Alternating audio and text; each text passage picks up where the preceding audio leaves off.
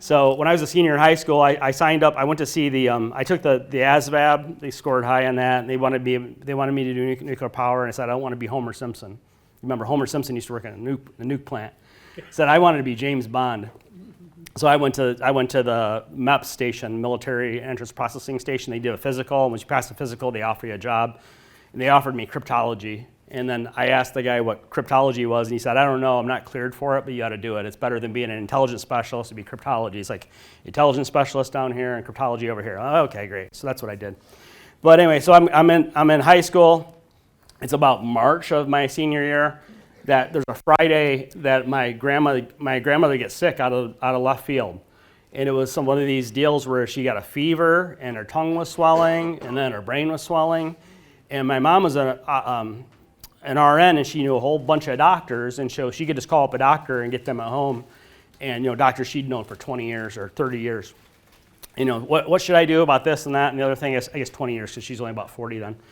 And they said a couple different doctors said, you keep her at home. There's nothing different that's going to happen at the hospital than at home, but check in with me every couple hours. What's going on? And I was over there that Saturday and that Sunday. My cousin Heath, I have one cousin that lives in Chicago also. The rest of my family's mostly in Michigan where I grew up, or we all grew up. I got one goofy uncle down in Tampa. You know how that is. You got people are scattered around. I got a cousin that one time I have a cousin that used to live in Alaska. That's a long story. But mostly people are out of Michigan. They're in my family. But my cousin Heath was over there, and on that Sunday night, I was over there with my mom, and we're just doing what we can to take care of my grandma. But she had a fever real bad. Her tongue was swollen. She wasn't making a lot of sense when she said stuff. And they figured, well, there's probably a little bit of brain swelling too, but nothing too bad.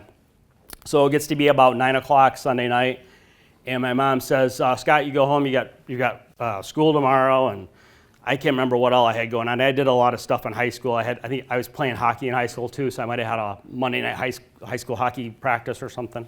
She says, you go ahead and go home. We had this little 2-bedroom apartment near where the middle school was, and just around the corner from the high school there in DeWitt, Michigan.